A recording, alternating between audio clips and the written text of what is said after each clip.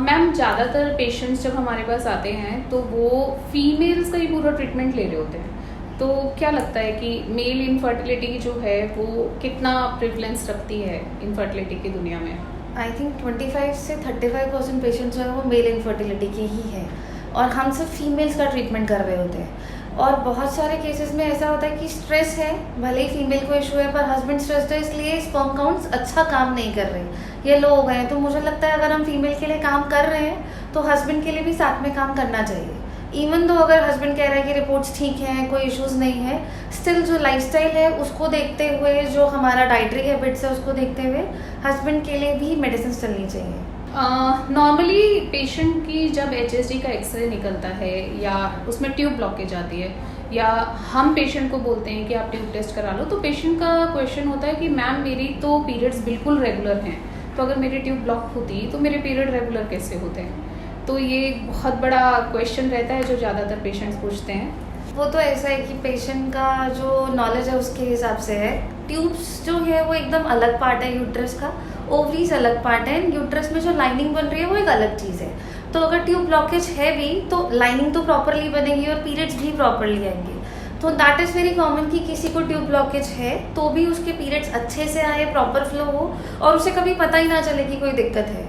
तो tubal blockage हम सब तब इनकाउंटर करते हैं जब पेशेंट को इनफर्टिलिटी है या प्रेगनेंसी नहीं हो रही after a period of time, जब वो परेशान है। अदरवाइज वो सिर्फ ऐसे ही ट्रीटमेंट कराते रहते हैं।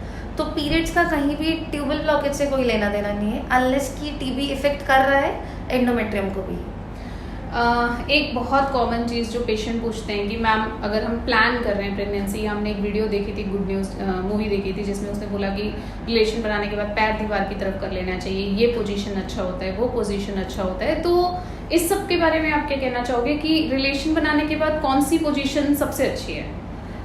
मुझे ऐसा लगता है कि एक तो पेशेंट का कंफर्ट लेवल होना चाहिए, पर कहीं ना कहीं लेग ऑन द वॉल करने की पोजीशन हेल्प करती है कि स्पर्म ट्रैक में रह सके कुछ टाइम, और उसके अलावा ट्रैवल करने के लिए भी एक प्रॉपर ट्रैक मिल जाता है। तो अगर वो फॉलो करते हैं ऐसे कि 15-30 मिनट्स उन्हें लेग्स रेज करके रखा and then they lie down, तो वो थोड़ा बहुत चांसेस इंक्रीज करेगा।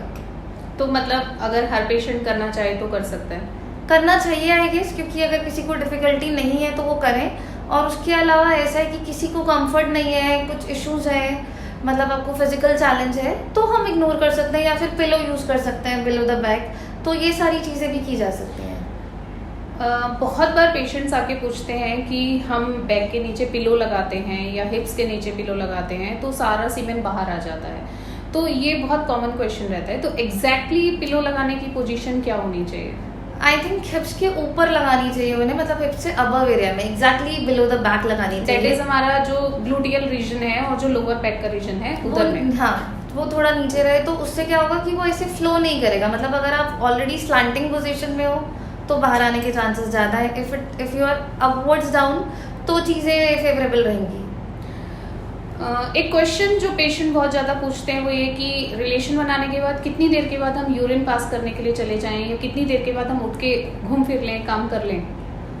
आइडियली तो 1 to 2 आवर्स रेस्ट करना चाहिए अगर आपको इश्यूज नहीं है। और अगर आप ऐसे नाइट में ट्राई कर रहे हो, you can sleep after that, और आपको नहीं उठना पड़ रहा, तो मुझे लगता है वो बेस्ट पॉसिबल रहेगा, क्योंकि उतना टाइम सीमेन को मिलेगा और स्पर्म को मिलेगा टू ट्रेवल। क्योंकि कुछ स्लो मोटिलिटी वाले स्पर्म्स भी रहते हैं जो लेटर ऑन जा सकते हैं। तो आई डोंट थिंक कि इमीडिएटली उठना चाहिए या काम करना चाहिए। तो तुरंत उठ के नहीं जाना चाहिए, जितना पॉसिबल हो आप रात भर लेटे रहें, वो आपके लिए ज़्यादा अच्छा है। अदरवाइज एटलीस्ट 2 to 3 आवर्स आपको लेटना ही चाहिए। व्हाट डू यू थिंक कि वायबल पीरियड रहता है एक ओवम का और स्पर्म का यूट्रस में? क्योंकि बहुत सारे क्वेश्चंस ऐसे होते हैं पेशेंट्स के कि 5 दिन पहले रिलेशन बनाया था तो स्पर्म तो रहेगा अभी, तो हम नहीं भी बना रहे तो चल जाएगा। जो एग की लाइफ है, यानी कि अगर आपका एग रप्चर हुआ है आज, तो जब आप रप्चर देख रहे हो तो वो आपने स्कैन कराया तब पता चल रहा है। तो हो सकता है उससे 3-4 आवर्स पहले रप्चर हुआ हो सकता है वो उससे 7-8 आवर्स पहले हुआ। तो फीमेल एग की जो लाइफ है वो ऐसा बताया जाता है कि 24 आवर्स की लाइफ है। तो अगर आपने रप्चर के एक दिन पहले रिलेशन बनाया, रप्चर वाले दिन रिलेशन बनाया, रप्चर के एक दिन बाद रिलेशन बनाया, तो आपका एक वो आइडियल विंडो माना जाता है कि ये 3 डेज आपके गोल्डन डेज हैं जिसमें आपको साथ में रहना चाहिए। स्पर्म को लेके बहुत ज़्यादा क्वेश्चंस आते हैं कि स्पर्म कितना टाइम वायबल रहेगा। मेडिकली बोला जाता है कि स्पर्म की वाइबिलिटी 72 आवर्स है, लेकिन अगर आप जेन्युइनली इनफर्टिलिटी पेशेंट हैं और आप प्लान कर रहे हैं तो 48 आवर्स से ज़्यादा नहीं ले सकते हैं। लेकिन उसमें भी मैं कहूँगी कि फर्स्ट अगर 12 आवर्स है तो वो स्पर्म ज़्यादा अच्छा डेवलपिंग अच्छी हेल्थ में रहेगा, उसके बाद वो डिटोरिएशन नहीं जाता रहेगा। तो इसलिए हम जब रप्चर फॉलिकल होता है तो हम बोलते हैं रेगुलर 3 डेज रिलेशन बना लो तो आपके चांसेस बढ़ जाते हैं। हम बहुत सारे पेशेंट को फॉलिकुलर स्टडी नहीं करा रहे होते, तो वो जो फर्टाइल विंडो रहती है वो आप थोड़ा एक्सप्लेन कीजिए कि कब उनको रिलेशन में रहना चाहिए, क्योंकि उसके लिए भी कुछ लोग ऐसा बोलते हैं कि हम इमिजिएटली पीरियड्स खत्म होने के बाद स्टार्ट करते हैं and they continue till the last days of periods also. बहुत पेशेंट्स आके बोलते हैं ऐसा कि मैं पूछती हूँ, जब फर्स्ट टाइम कोई कंसल्टेशन के लिए आता है कि मैं पूछती हूँ आपके हेल्दी डेज कौन से, उन्होंने मैम जैसे ही पीरियड खत्म होता है हम रेगुलर स्टार्ट हो जाते हैं। उससे कंसेप्शन के चांसेस अच्छे नहीं होंगे, इनफैक्ट रिड्यूस होंगे, क्योंकि मेल स्पर्म की भी एक लाइफ है और उसको जो स्पर्मेटोजेनेसिस की प्रोसेस है वो भी एक टाइम पीरियड लेने वाली है। तो अगर आपको आपका ओव्यूलेशन टाइम पीरियड नहीं पता तो पीरियड खत्म होने के जस्ट बाद 2 दिन, एक दिन छोड़कर एक दिन रिलेशन बना लीजिए। रीजन भी या तो पिछली साइकिल का कोई कैरी फॉरवर्डेड फॉलिकल हो सकता है या फिर उस समय रिलेशन बनाने से आपके हैप्पी हार्मोन्स रिलीज होते हैं जो आपकी ओवरी को भी स्टिमुलेट करते हैं, आपकी लाइनिंग को भी स्टिमुलेट करते हैं। अदर देन डैट आपकी साइकिल के डेज पे भी डिपेंड करेगा। तो आप अपने पीरियड का 12th डे से 18 डे तक एक दिन छोड़कर एक दिन रिलेशन बना लीजिए, ताकि ना तो स्पर्म क्वालिटी इंपेक्टेड हो और आपके कंसेप्शन के जो मेन डेज हैं वो भी कहीं पर मिस ना हो जाए। बहुत सारे पेशेंट्स हम लोग तो देखते हैं ट्यूबल ब्लॉकेज के, तो कुछ पेशेंट्स ऐसे आते हैं जो एक्टॉपिक प्रेगनेंसीज के साथ हैं, कभी कभी आईवीएफ के थ्रू एक्टॉपिक हो जाती है तो हमारे पास आते हैं। तो पेशेंट्स ट्रीटमेंट लेते हैं बट समटाइम्स वो डालमा रहता है कि ये वर्क करेंगी या नहीं करेंगी। तो मतलब what is your take on that कि हम आपको HSG का एक्सरे देखना आना चाहिए। अगर ट्यूबल रीजन की वजह से आपको एक टॉपिक होने के चांसेस होंगे तो 80% केसेस में आप HSG देख के जज कर सकते हैं कि ये ट्यूब्स एक टॉपिक देने वाली हैं या नहीं देने वाली हैं। उसी के बेसिस पे हम इतने टाइम से ट्रीटमेंट कर रहे हैं और जो भी प्रीवियस एक टॉपिक वाले पेशेंट्स हैं वो ऑलमोस्ट 95% केसेस में दोबारा एक टॉपिक में नहीं लैंड करते हैं। तो आपको सिर्फ HSG की रिटर्न रिपोर्ट पे नहीं जाना है, आपको ट्यूब्स की कंडीशन देखनी है, वो आपके डॉक्टर को इवेल्युएट करना आना चाहिए और ट्यूबरक्लोसिस का अगर कोई हिस्ट्री है तो वो भी इवेल्युएटेड होना चाहिए, तो एक टॉपिक नहीं होगी। एक क्वेश्चन जो पेशेंट बहुत कॉमनली पूछते हैं वो ये कि कई बार लिखा होता है डिलेड स्पिलेज है ट्यूब्स के अंदर, तो किसी डॉक्टर को दिखाया तो उन्होंने बोला कि अब अगर कंसीव हुआ तो 70% चांसेस हैं कि एक टॉपिक हो जाएगा। तो इसके बारे में क्या है, डिलेड स्पिलेज एक्चुअली क्या है और कितने चांसेस हैं उससे कंसीव होने के लिए और क्या ट्रीटमेंट कर सकते हैं उसके लिए? डिलेड स्पिल मीन्स कि ऐसा हो सकता है कि फर्स्ट शॉट में जब उन्होंने प्रेशर दिया हो तो दवाई नहीं निकली हो, दे माइट नीड 2-3 अटेम्प्ट्स की वो स्पिलेज आए। तो उसमें मल्टीपल फैक्टर्स हो सकता है पेशेंट ने कंसेप्ट कर रखा हो, स्पाज्मेटिक पिक्चर हो सकता है जो डॉक्टर पुश कर रहा है उसकी स्ट्रेंथ उतनी नहीं रही हो, या वो पहले जो डोज डाल रहे हो वो कम डोज में डाल रहे हो और वो ग्रेजुअली इंक्रीज करते हो। तो अगर उनकी थर्ड शॉट में आ रही है जब उन्होंने प्रॉपर मेडिसिन इन्फ्यूज किया है और तब लगता है कि स्पिलेज है तो वो उसे डिलेड स्पिल बोल चुके हैं। पर अगर वो डिलेड बोल रहे हैं और स्पिल बोल रहे हैं मीन्स ट्यूब तो खुली गई, भले ही वो डिलेड अटेम्प्ट में खुली, तो मुझे ऐसा नहीं लगता कि उससे प्रेगनेंसी में कोई इशू आएगा। अगर हम उसकी इम्पैक्ट को अच्छा करने के लिए कोशिश करते हैं तो हम सजेस्ट करते हैं कि आप उत्तरबस्ती करा लो फॉर सम डेज की हेल्थ इश्यूज ना रहे, कुछ एडिशंस होंगे भी तो वो उत्तरबस्ती थेरेपी रिकवर कर देंगे ऑन सेफर साइड जी। और मुझे नहीं लगता कि उसके साथ एक टॉपिक का कोई मैटर रहता है। अगर जब हम स्पिलेज देख रहे हैं वो अच्छा है, ट्यूब हेल्थ अच्छा दिख रहा है, ट्यूब में कोई डायलिटेशन नहीं है, स्वेलिंग नहीं है, थिकन नहीं है, एडिमेटस नहीं है, वो तो अननेसेसरी टॉपिक जैसा कोई पिक्चर नहीं आता। वो चीजें स्कैन देखकर आई गेस ज्यादा बेटर हम बता पाएंगे in spite of just writing, क्योंकि रिटन रिपोर्ट्स और जो स्क्रीन्स हैं, जो फिल्म्स आती है वो बहुत बार मैच नहीं करती जो हम लोग एक्सपीरियंस करते हैं। तो आइडियली तो फिल्म पे डिपेंड करेगा rather than the written report. Relation बनाने के बाद कंफर्ट लेवल होना कितना इम्पोर्टेंट है? रिलेशन बनाने के बाद भी और I guess during relation hours भी कंफर्ट लेवल होना, पेशेंट का मेंटली रिलैक्स्ड होना और वो दोनों हस्बैंड वाइफ का होना, इनफैक्ट जो उनका होम एटमॉस्फेयर है वो अच्छा होना, वर्क एटमॉस्फेयर अच्छा होना बहुत मैटर करता है। क्योंकि कोई भी स्ट्रेस होगा इधर मेल पार्टनर पे, फीमेल पार्टनर पे, आफ्टर रिलेशन और during the period of relation also वो इम्पैक्ट करेगा। Means if you are just making the act because doctor said it you have to do, तो वो कहीं ना कहीं रिजल्ट इम्पैक्ट करता है। तो ऐसे बहुत सारे पेशेंट्स होते हैं जो ऐसा बोलते हैं कि हम बहुत मैकेनिकल हो गए हैं फॉर दिस प्रोसेस, कि वो फॉलिकुलर स्टडी चल रहा है and then we are going for it.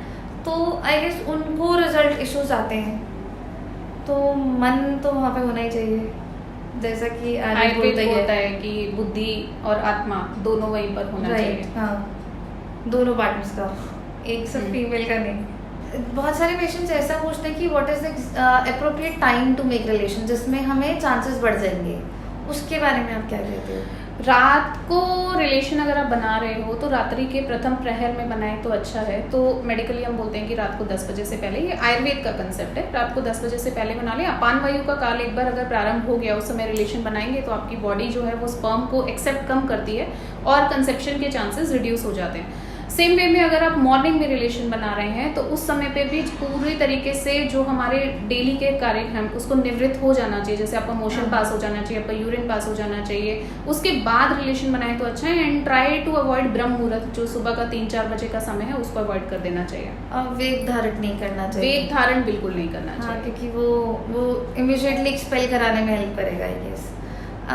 इसके अलावा जैसे यू आस्क्ड डिलेड स्पेल, वैसे ही पेरिट्यूबल एडेशंस के साथ आते हैं कुछ रिपोर्ट्स की ट्यूब्स पेटेंट है बट विद पेरिट्यूबल एडेशंस, तो उनमें प्रेगनेंसी के चांसेस कैसे रहते हैं? ट्यूब में अगर जाले हैं तो कंसीव करने के चांसेस 50-50 रहते हैं। मैं ऐसा नहीं कहूँगी कि किसी का भी पेरिट्यूबल एडहेशंस हैं तो उसने कभी कंसीव नहीं किया होता, लेकिन अगर आपके पेरिट्यूबल एडहेशंस हैं और आप लंबे समय तक ट्राई कर चुके हैं, 6 महीने अपने आप को दे चुके हैं, then don't waste your time any more. आप उत्तर बस्ती करा के उन पेरिट्यूबल एडहेशंस को क्लीन कर सकते हैं, आपकी ट्यूबल क्लीनिंग हो जाएगी, साल्वेज हो जाएगा। उसके बाद अगर आप प्लान करेंगे तो ये प्रॉब्लम पूरी तरह से with the help of Ayurveda resolve होती है और उसके बाद पेशेंट नेचुरली कंसीव कर सकता है। और इस ट्रीटमेंट में ज़्यादा से ज़्यादा 2 महीने का समय लगता है। बहुत सारे पेशेंट्स ऐसा सोचते हैं कि ट्यूब्स खुल गई, सब कुछ ठीक है, ये ट्यूब्स ओपन ही है, देन कंसीव क्यों नहीं हो रहा? बहुत सारे पेशेंट पूछते हैं कि मेरा एग टाइम से ग्रो कर रहा है, टाइम से रप्चर कर रहा है, लाइनिंग अच्छी है, रिलेशन टाइम पे बना रहे हैं, प्रेगनेंसी क्यों नहीं हो रही है। बहुत सारे बोलते हैं हमारे ट्यूब्स बिल्कुल परफेक्टली ओपन है तो कंसेप्शन क्यों नहीं हो रहा है। हम एज अ मेडिको हम मेडिकल पैरामीटर्स को ठीक कर सकते हैं, लेकिन इम्प्लांट होना, फर्टिलाइज होना, फिर उसका ब्लास्टोसिस्ट कन्वर्ट होना, फिर यूट्रस में आके इम्प्लांट होना, ये नेचुरल फिनोमिना है, ये गॉड हैंड्स में होता है, हमारे में नहीं होता। इनफैक्ट इवन अगर हम आयुर्वेद को छोड़ दें तो एलोपैथी में भी जो एम्ब्रियो बनाकर 3 डेज 5 डेज का बना के डाल दिया जाता है प्रॉपर, मतलब that is a 5 days baby only, उसको डाल देते हैं। या आजकल जो न्यू आ रहा है ग्लू थेरेपी से उसको बिल्कुल एंडोमेट्रियम पे इम्प्लांट कर देते हैं, चिपका देते हैं, उसके बाद भी फेलियर्स ज़्यादा हैं। तो वो इसलिए क्योंकि नेचर ने अभी भी अपने हाथ में चीज़ें रखी हैं। इफ गॉड इज काइंड तो पेशेंट तुरंत कंसीव कर जाएंगे। बहुत सारे पेशेंट्स आईवीएफ फेलियर होते हैं पर आयुर्वेदिक ट्रीटमेंट से ठीक हो जाते हैं या नेचुरली भी कंसीव कर लेते हैं और we help them to have successful IVF. तो आयुर्वेद ऐसा क्या कर रहा है? आयुर्वेद मूल सिद्धांतों पे काम कर रहा है। आयुर्वेद बोलता है कि गर्भ कर भाव है, गर्भ संभव भाव है, ऋतु क्षेत्र बीज अंबु, हम उस मूल को लेकर चलते हैं और हर एक पैरामीटर पर काम करते हैं। उसकी वजह से जो रूट कॉजेज आपके रह गए थे जिसकी वजह से आईवीएफ फेल हुआ, सपोज ब्लड फ्लोज हैं वो अच्छे नहीं है तो उससे फेल हो गया, आपकी एग क्वालिटी अच्छी नहीं है उससे फेल हो गया, आपके रिलेशन बनाने के बाद पोस्ट कॉइटल बर्निंग स्टार्ट हो जाती है तो उसकी वजह से आपको सक्सेसफुल इम्प्लांटेशन नहीं मिल रहा है। ये जो भी पैरामीटर्स है, आयुर्वेद किसी पैरामीटर को छोड़ता नहीं है और हर एक पैरामीटर पे स्टेप बाय स्टेप काम करता है। तो जब आप सारे पैरामीटर्स पे काम कर लेते हैं तो आपको कंसेप्शन अचीव हो जाता है। इसीलिए जो इतने सारे आईवीएफ फेलियर पेशेंट्स हैं वो भी नेचुरल तरीके से हमारे ट्रीटमेंट से कंसीव कर पाते हैं। Moreover we are working on dosha, हम बात पे का अलाइन कर रहे हैं, हम पंचकर्मा कर रहे हैं, मेंटली और फिजिकली बॉडी डिस्ट्रेस कर रहे हैं, तो आई गेस वो भी एक बहुत इंपॉर्टेंट फैक्टर प्ले करता है कि दोषों की सामान्य अवस्था अगर हमने अचीव कर ली तो धातु भी हमारे जो है वो सामान्य अवस्था में आ जाते हैं, उत्तरोत्तर धातु की वृद्धि होती है और हमारा जो रिप्रोडक्टिव सिस्टम है वो अच्छे से काम करने लग जाता है। And Ayurveda gives positivity to patient. हम ऐसे आईवीएफ की तरह पेशेंट्स को डरा नहीं रहे आएंगे इसकी नहीं होगा, ये बहुत बड़ी चीज़ है, मतलब बहुत छोटी छोटी चीज़ें होती है, शायद पेशेंट डर से बहुत बड़ा बना लेता है and then lead to multiple, वो लूप में घूमता रहता है कि ये है तो ये हो जाएगा। जो हम अपने पेशेंट्स को देख रहे हैं कि जैसे डिलेट्स पे लेते टॉपिक हो जाएगा, जो गेम शायद आयुर्वेद का नहीं है कि चीज़ें ठीक चल रही हैं तो हो जाएगा। एक्चुअली डिलेट्स पे ले जाए टॉपिक हो जाएगा, इसलिए आप आईवीएफ करा लो, और जो आईवीएफ से इतने टॉपिक हो जाते हैं उसकी कोई काउंटेबिलिटी नहीं है। ऐसे बहुत सारे पेशेंट्स हैं जो ऐसा कंप्लेन करते हैं कि आफ्टर मेकिंग रिलेशन उनको बर्निंग सेंसेशन होती है या फिर they are unable to make relation क्योंकि पेनफुल है, जिस वजह से प्रॉपर अटेम्प्ट ही नहीं हो पा रहा है कि प्रेगनेंसी हो सके। और अगर वो पेन भी फीमेल कर भी रही है तो हमें आउटकम नहीं मिल रहा, तो कहीं ना कहीं वो इम्पैक्ट कर रहा है फर्टिलिटी रेट को। How can we help that? आपको इवेल्युएट करना है। जैसे अगर आपको बर्निंग मिक्चुरेशन है या रिलेशन बनाने के बाद बार बार जलन हो जाती है या बार बार आपको यूरिन इन्फेक्शंस होते हैं, जब आप स्कैन कराते हो, कल्चर कराते हो, तो आपको उसमें इन्फेक्शंस नहीं मिलते, इसका ट्रीटमेंट आयुर्वेद से बेहतर कोई और पैथी नहीं देती है। हम लोग डायरेक्टली पित्त दोषा पे काम करते हैं, वहाँ पर जो वेजाइनाइटिस हो रखा है उसको पूरी तरह से ठीक करते हैं, तो ये प्रॉब्लम सॉल्व होती है। और जब ये प्रॉब्लम सॉल्व होगी तो स्पर्म को एक फेवरेबल एनवायरनमेंट मिलेगा, जो वेजाइनल सिक्रीशंस हो रही हैं वो स्पर्मिसिडल लेवल पे एक्ट नहीं करेंगी और पेशेंट कंसीव कर जाता है। मतलब बहुत पेशेंट्स देखे हमने जो सिर्फ ये वेजाइनल बर्निंग की वजह से कंसीव नहीं कर रहे और इसको ठीक किया, पंचकर्म किया and they conceive in the very next month, चाहे पुराना कितना लंबा टाइम का भी प्रॉब्लम हो। ऐसे ही पेशेंट एंडोमेट्रियोसिस में आते हैं जो रिलेशन बनाने के बाद बहुत पेन होता है because of deep infiltrating endometriosis in pelvic area and sometimes in rectal endometriosis. और बहुत सारे पेशेंट बहुत अच्छे एंडोमेट्रियोसिस सर्जन्स को नहीं अप्रोच कर पाते बिकॉज सर्जरी कॉस्टली होती है, तो रिलेशन के बाद ये पेन कंटिन्यूसली बना रहता है और हर कोई रेक्टल एंडोमेट्रियोसिस को निकालने में सक्षम नहीं है। तो ऐसी स्थिति में आयुर्वेद जो है वो बहुत मदद कर पाता है। आपका वो जो रिलेशन के बाद का पेन है वो पूरी तरह से चला जाता है, आप उसके बाद स्मूथ हो जाते हैं, आपका वो जो पेल्विक जो एरिया में एकदम फ्रोजन पेल्विस की वजह से एक्सट्रीम पेन रहता है वो काफ़ी हद तक सेटल हो जाता है। तो जब पेशेंट कंफर्ट जोन में है तो फिर आप आईवीएफ कराओ तो भी सक्सेस हो जाता है, आप नेचुरली प्लान करो तो भी सक्सेस हो जाता है, और इसीलिए आयुर्वेद जो है वो विन विन सिचुएशन हमें दे देता है। मैम एक लास्ट क्वेश्चन, बहुत बार हम पेशेंट को बोलते हैं कि आप तो आयुर्वेदिक डॉक्टर हो तो आपने सर्जरी क्यों रिकमेंड कर दिया, वेदर इट्स फॉर पॉलिप के लिए, whether it's for fibroid, whether it's for endometriosis, तो उसके बारे में आप लोगों को क्या बताना चाहते हो? ये जो तीनों डिसीजेस आपने ली इनकी ग्रेडिंग्स है, मतलब अगर वो कम सिवियर है, हमें लगता है कि वो थ्रू आयुर्वेदा चीज़ें मैनेज हो सकती हैं, it will not impact the pregnancy, तो हम ऐसा अपने ट्रीटमेंट से ही प्रोसीड करते हैं। और कुछ केसेस ऐसे होते हैं जब हमें दिख रहा है कि 2 सेंटीमीटर का पॉलिप है तो वो ग्रो करता जाएगा और it is a strong root, वो नहीं कट रही है, हम जाके उसे काट नहीं सकते थ्रू मेडिसिन। मैं मेडिसिन दे भी रही हूँ तो how long term it will take to get it cured, वो भी डिफिकल्ट है, तो हम उतना टाइम पेशेंट को नहीं लेना चाह रहे।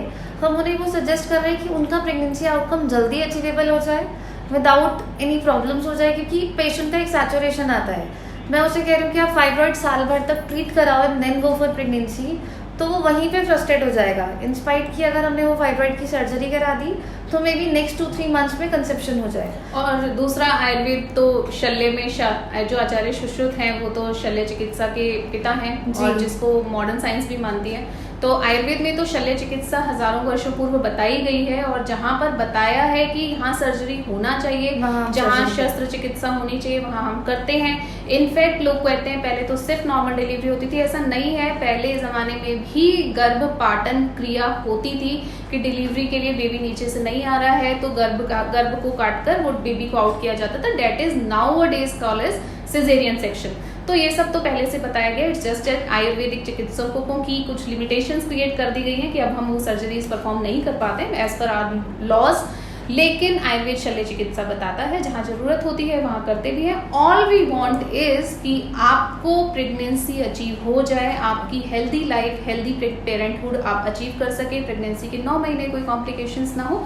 उसके लिए जिस भी पैथी का जब जहाँ सहारा लेना पड़े हमें उसे लेने में किसी तरीके का क्या कहते हैं उसे, हर्ज नहीं है। हमें किसी तरीके का जब जहाँ जिस भी पैथी का सहारा लेना पड़े, अगर आपको कंसीव करने के लिए जरूरी है तो हमें उसमें कोई हर्ज नहीं रहता है। So finally ma'am, I hope हमने बहुत सारे क्वेश्चंस जो रिसेंटली हमें पेशेंट्स ने पूछे हैं, जो आपके मन में डाउट्स रह जाते हैं, that is what we call decoding all the facts about infertility and pregnancy, we have tried. अगर कुछ क्वेश्चंस आप हमसे पूछना चाहते हैं प्लीज कमेंट बॉक्स में हमें वो क्वेश्चंस डाल दीजिए। जब आपके 10 to 15 क्वेश्चंस आएंगे हम उसको नोट डाउन करके रखेंगे और हमारे नेक्स्ट कन्वर्सेशन में आपके साथ उन सब के आंसर शेयर करेंगे। आपके मन के सवाल होंगे और हमारे जवाब होंगे। सो मिलते हैं फिर से आपसे, तब तक अगर आप इनफर्टिलिटी से जूझ रहे हैं तो मिलिए मुझसे या डॉक्टर दीपिका से हमारे दिल्ली सेंटर पर या हमारे किसी भी और सेंटर पर, दिल्ली, मुंबई, लखनऊ, पुणे, हैदराबाद में हमारे एक्सपर्टीज से। आप निराश नहीं होंगे, यही हम आपको विश्वास दिलाते हैं। धन्यवाद।